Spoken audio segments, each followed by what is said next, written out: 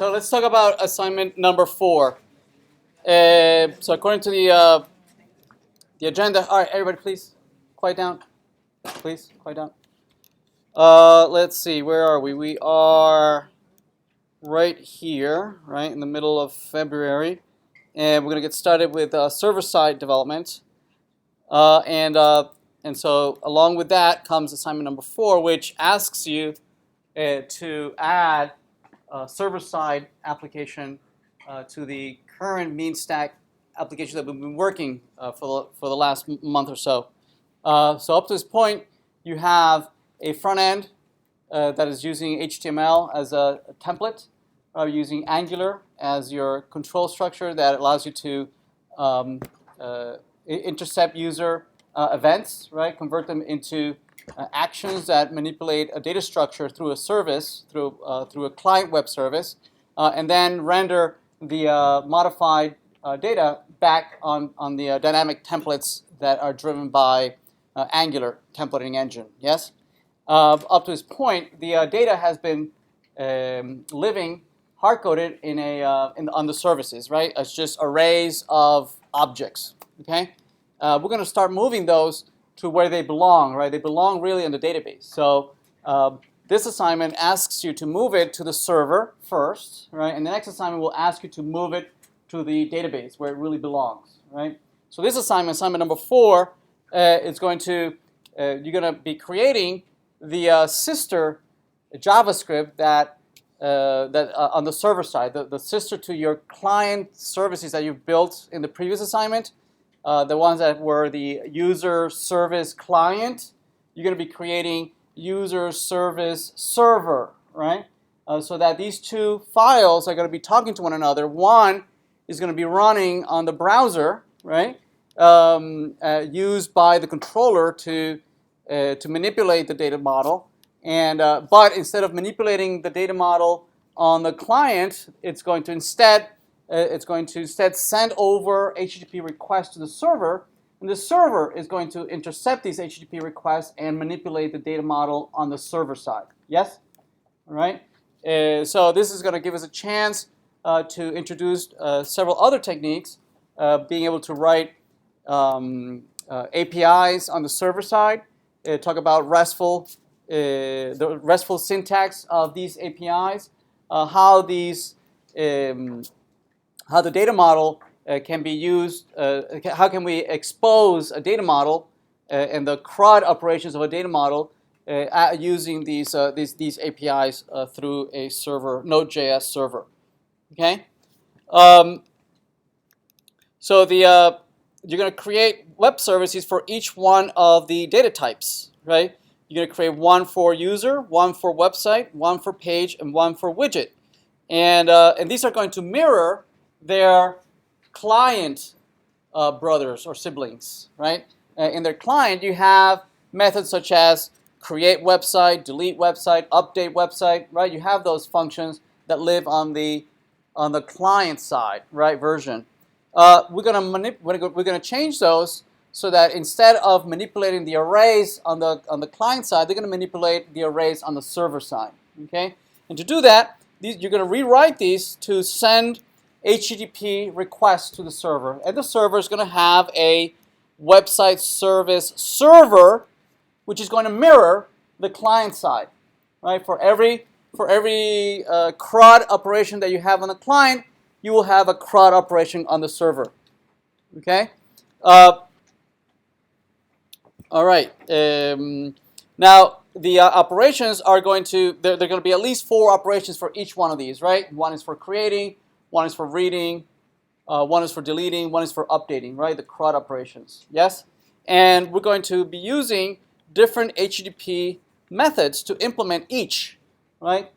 So for instance, for creating, we're going to be using HTTP post. For reading something, retrieving something from the client, we're going to be using HTTP get. For modifying something, we're going to be using HTTP put.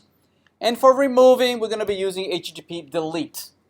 Okay, it's a very common strategy for using different verbs, different HTTP verbs for different types of actions of manipulation of the data model. Okay, make sense? Right?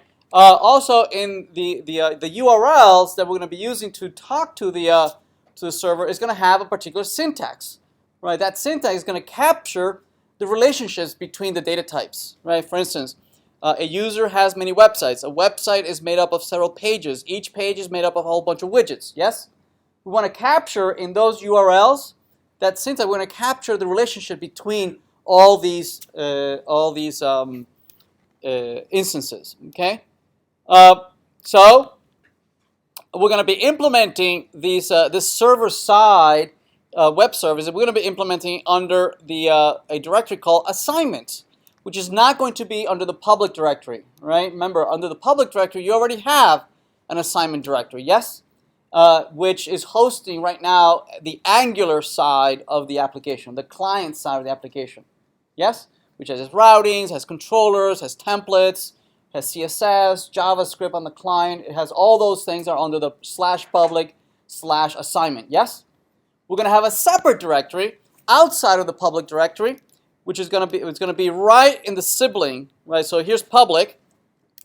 You have public somewhere here, public, and then under here you have assignment, and under here you have views, right? You have services, right?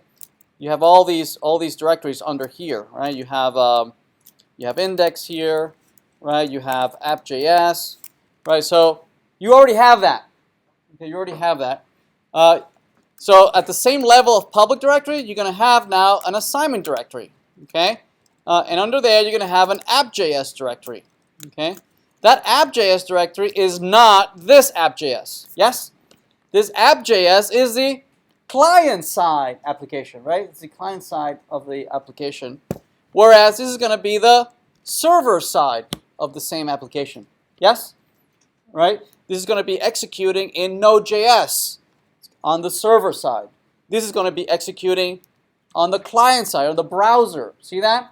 These are going to be two processes talking to one another through HTTP, right? They might as well be across, geographically apart, right? One might be here, the browser might be here in the US, and the server might as well be running in Europe, right? Or across the world, okay? It just happens to be executing on the same machine for you, right? When you're running it on the same machine. The browser and Node.js are running, but these could very well be executing, somewhere else, and this executing on your browser. Okay. All right. So this app.js, for now, is just going to be a very simple, Node.js module that is going to load 4 other modules. Right. It's going to receive as argument the app, right? It's going to receive the instance of the Express library, right? The Express library that we talked about a couple of weeks ago. It's going to receive it as an argument, which is then going to pass it along to other modules here, right? It's going to require each one of these modules, right, which are declared here, right? These are the ones that are listed here that are under /service, and then user service serve, which are these over here, right? It's going to pass app to each one of them. Then, inside each one of these, okay, well, all right, we'll see that in a minute. We'll see the implementation of these in a second. So this is app.js. App.js itself, which is under assignment app.js, is going to be loaded from your server.js, right? Server.js is your own. This is the entry point of the server side. The server that's up and running, yes, right? It's going to load your app.js, and here's where it passes the app instance, right? Which is the Express instance right here. See that? It's just going to pass it as an argument, which is going to receive it right here as a parameter, and then it's going to pass it along to other modules. Make sense? Right. So this is the entry point. Instantiates Express, passes it along to the app.js module, and then it passes it along to 4 other modules. Make sense? Okay? Also, you should see that your server.js should have this already. If it doesn't, you'll need it. Right? This is so that the server can parse incoming data from the client. Right? The client is going to be sending data, right? New instances of websites, new instances of users, new instances of pages, of widgets. It's going to be sending this as JSON data over to the server. Right? The server, out of the box, doesn't know how to parse JSON, right, from HTTP requests. All right? It only knows how to parse, out of the box, it only knows how to parse URLs, parameters, query strings, things like that, right? But it doesn't know how to parse JSON from HTTP posts, right? So we need to add a parser, right? A module, a Node.js module that knows how to parse JSON out of the HTTP body that gets posted to the server. Yes? Right? So to do that, you should already have this. If you don't, you'll need to copy this and paste it in your server.js. This is going to load the body parser Node.js module. It's going to instantiate it. And then we're going to configure so that it will know how to decode the JSON data from the body. Okay? In your make sure that in your package JSON you have the dependency listed, right? So that when you deploy it to Heroku or you deploy it to OpenShift or wherever you're hosting this, if you need to have it listed in your package JSON so that the remote environment will know to install that dependency, right? If you don't have it in the dependency, your remote server will not know how to parse JSON. Okay?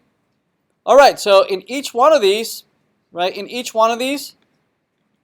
user service, and website service, and page service, and widget service, you're going to declare event handlers that are going to be listening for incoming HTTP requests. Okay? And they are listed here. Right? So for instance, for the user web service declared inside of user service server, you're going to declare the following URL patterns. You're going to be listening for these URL patterns, right? Meaning the client is going to be sending HTTP requests, yes? Right? And these are the URLs that the client is expecting, okay? Notice that all the URLs start with API, right? Also, notice that they all start, for the user service, they all follow with API and then /user, okay? And for creating a user, we're going to be sending a post from the client to this URL, and we're going to pass the data of the user in the body of the HTTP request. On the server, you're going to implement a create user function, which is going to read the user object from the body, okay, and then is going to push it into the array of the users, right?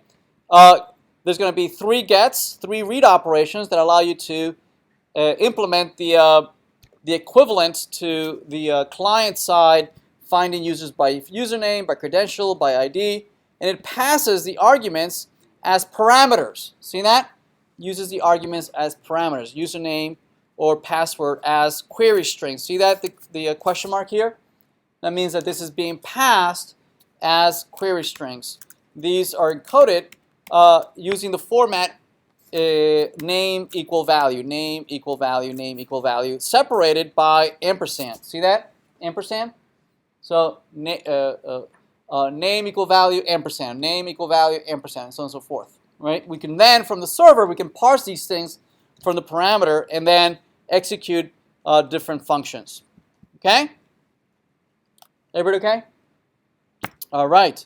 Put is going to allow you to modify an existing user, whereas delete is going to allow you to remove an existing user. Okay? Same thing for the website. Right? The website adds an additional complexity in that, notice that there is a path parameter here. See this, the colon user ID?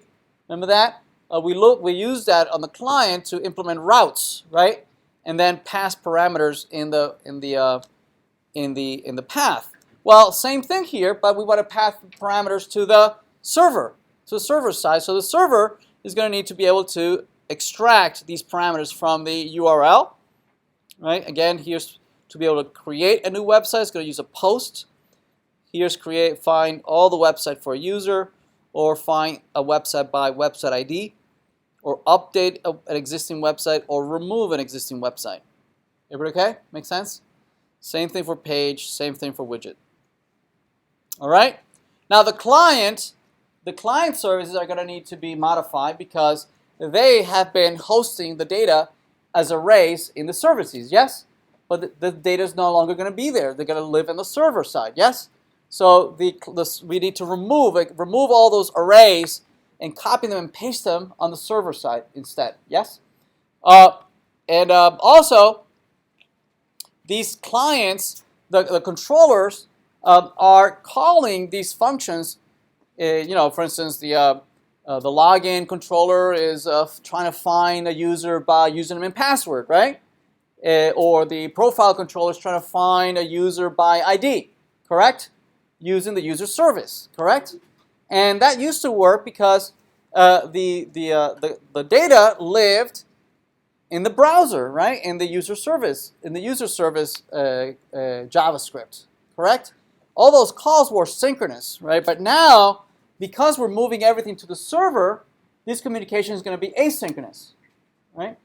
So we need to refactor the user service. We need to refactor the controllers to take this into consideration, right? That now the communication between the browser and the data is going to be asynchronous, not synchronous. All right. All right. So we're going to need to refactor all the controllers to use promises. Right. Also, let's see. This is asking to add sorting to the widget list. Remember that in the widget list, the widgets had a toolbar, right? Each widget had a tool, had a cog and like a little sandwich there, right? Like 3 or 4 bars, correct? The cog was used to navigate to the editor that allowed you to edit the widget, yes? But there was another tool there that were like 4 or 5 horizontal bars, and that was so that you could be able to move or sort or drag around the widget and reposition it in a different position on the screen dynamically. Yes? So this one is asking you to do that, to add sorting to the widget list view. Okay? And as you move the widgets up and down, you need to tell the server, hey server, the widgets are no longer in the original position. They have been moved around, right? And we need to notify the server that the data model has changed. Yes? Right? We need to notify. So to do that, we're going to use the following URL. It's going to say the page ID. For that page, we're going to say, hey, the widget. We moved the widget that was at the initial position index 1 to a final position index 2. Meaning, say you moved a widget that used to be at position 2 and you dragged it down so that now it's at position 4, right? And you then let it go. We're now going to need to notify the server, say, hey server, the widget's moved around, so that when you come back tomorrow, the server can tell you that what are the new order of the widget. If you refresh the page, the widgets are now in the correct order. That's another thing that's going to happen, right? It used to be that if we refresh the page, any work that we had done was lost, right? Because we were using the current session, the browser session, to store the state of our application. When you refreshed, all that was gone. The session was thrown away. All the objects went back to its initial state, correct? But now, because we're going to move this to the server, the lifespan of the objects is going to be the lifespan of the server. As long as the server is running, the server is going to the server is going to be storing the state of the application in its RAM, in its memory, okay, in its local variables. If you come back tomorrow and the server is still running, we're going to see all the work that we had done the day prior, okay, up until you restart the server. When you restart the server, all our work is gone, right? So at some point we want to make this permanent. But for that, we'll need the database, right? And that will be the next assignment, all right? This is also asking you to enhance the image widget so that the image widget is going to allow you now to upload an image, right? So that you can store an image on the server side instead of you providing a URL to an existing image. Okay, so we'll look at how to upload images to the server, right? And here gives you an example on a piece of code that would allow you to do that, right? That will allow you to post to this URL an image that you want to upload. And on the server side, you can retrieve the image in a binary format and then copy it in a local directory for storage, right? And we'll take a look at how to do that. It also asks you to use a third-party API, such as Flickr, right, to be able to search for images, right? So you can, filter and search for images about weddings or images about parties or images about dogs and cats or whatever, right? And Flickr will return a list of images that match your search criteria, right? And so here's an example on how you might go about doing that using a Flickr service that allows you to search for photos using a search term, okay? And we'll play around with that as well, right? And locally, what you're going to be storing is the URL, the public URL to that image, right? That image, we're not actually going to copy it or download it. We're just going to, once you find it and you say, oh, I want this image of a cat, right? We're going to select that cat, and we're going to store the URL to that image, right? We're going to store it in the, like we normally do, right? We would just store it in the URL attribute of the image. Okay. What else? Let's see. Deliverables. Again, you're going to commit, you're going to push, and you're going to create a release. The release should be called assignment4, right? Assignment4. If you want to submit additional releases, please append .1, .2, .3 before the due date. Okay. What else? And when you submit this to Blackboard, please, as a courtesy to me and the TA, always provide the URL to your GitHub and the URL to your remote server website URL. Okay? All right. Down below is a couple more wireframes for the Flickr. Right now, we're going to add a couple more wireframes so that from the image widget, right, we're going to have upload, right? We'll work on that. And another button that allows you to search for an image, right? So if you click on that search button, it brings you to this input field that allows you to search for images. So if you click here, you navigate there and you click Lego and you click on search, it comes back with a list of images that match your criteria. And if you select one of them, that's the image URL. We're going to grab the URL for that image, and that's what we're going to store in the widget. Yes? Very simple. Okay. These two were moved to the next assignment. These two were moved to the next assignment. Okay, so never mind these last two. Okay, these are wireframes that we're going to need in the next assignment. Right? We're going to add a WYSIWYG HTML editor, right? So you can format the content when you post things. So that's for the next assignment. All right, any questions? Yes. The Flickr thing says that was moved to the next assignment also. Is that true or not? It says add Flickr image search support, move to next assignment. Is that what it says? Yeah. Oh. Okay then, it was moved to the next assignment. Okay, I won't grade it for this assignment, but I will get started right away. It's non-trivial, so I would start playing around with it as soon as possible. We'll get started working on it this module. Give you examples how to talk to third-party APIs, right? And so, all right, yes, thank you. Oh, then this assignment is way too easy then. Yes, go ahead. Yeah, it will be for assignment 5. Yes. All right, let's get started.